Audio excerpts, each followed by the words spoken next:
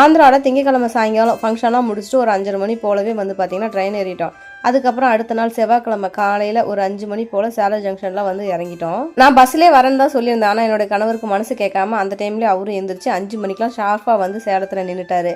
காலையிலே பார்த்தீங்கன்னா லைட்டாக தூரல் தூரிட்டு இருந்துச்சு. வரும்போதே வந்து பார்த்தீங்கன்னா ஓமலூரில் ஃப்ரெஷ்ஷாக காய்கறிலாம் மார்க்கெட்டில் வித்துட்டு இருந்துச்சா, சரி எப்படி ஈவினிங் வந்து நம்ம சந்தைக்கு வர போகிறதில்ல, ரொம்ப டயர்டாக இருக்கும். அது இல்லாமல் நம்ம காய்கறி வந்து ஃப்ரெஷ்ஷாக இப்பயே வாங்கிடலாம், அதுக்கு ஒரு டைம் ஏன்டா அலையணும்னு சொல்லிட்டு மார்க்கெட்லேயே கொஞ்சம் காய்கறி கீரைலாம் வாங்கிட்டு வந்திருந்தேன். வாங்கிட்டு வந்தோடனே வந்து பார்த்தீங்கன்னா நம்ம ஊர் சாப்பாடு சாப்பிட்டு ரொம்ப நாள் ஆன மாதிரி ஆயிடுச்சு. என்னதான் அங்கே வெரைட்டியாக சாப்பிட்டு இருந்தாலும் ஒரு 2 நாள் 3 நாள் தாங்க. அதுக்கு மேலே வந்து பார்த்தீங்கன்னா அதான் நம்மளால சாப்பிட முடியாது. நம்ம ஊர் சாப்பாடு மாதிரி வரவே வராது எங்கேயுமே. காலையில் பீக்கங்காய் வந்து வணக்கிட்டு அதுக்கப்புறம் மணத்தக்காளி கீரை வந்து பொரியல் செஞ்சுட்டு ரசம் வச்சு சாப்பிட்டு இருந்தோம்.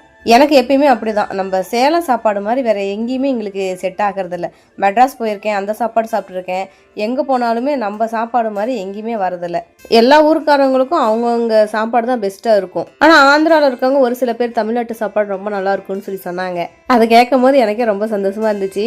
அங்கேருந்து வந்த டயர்டில் அப்படியே சமைச்சு முடிச்சு சாப்பிட்டுட்டு அப்படியே படுத்து தூங்கிட்டோமா. அதை வச்சிருந்த காய்கறியெல்லாம் கொஞ்சம் எடுத்து வைக்காம விட்டுட்டேன். அதுக்குள்ளே வந்து பார்த்தீங்கன்னா கொஞ்சமாக கீரை வந்து அழுக்கி போன மாதிரி ஆயிடுச்சு. அப்புறமா அதை கொஞ்சம் க்ளீன் பண்ணி எடுத்து வச்சுட்டேன். இந்த நான்வெஜ்ஜை கண்ணில் பார்த்தோ இல்லை வாசனையை பிடிச்சோ 4 நாள் தான் இருக்கும். ஆனால் எங்களுக்கு என்னமோ 1 மாதத்துக்கு மேலே ஆன மாதிரி ஆயிடுச்சு. நான்லாம் நான்வெஜ் வேணும்னு கேட்கல. ஆனால் அவர் கொரியர் ஆஃபீஸ்க்கு போயிட்டு வரும்போது குழந்தைங்களுக்காக வந்து ஃபிஷ் வாங்கிட்டு வந்திருந்தாரு.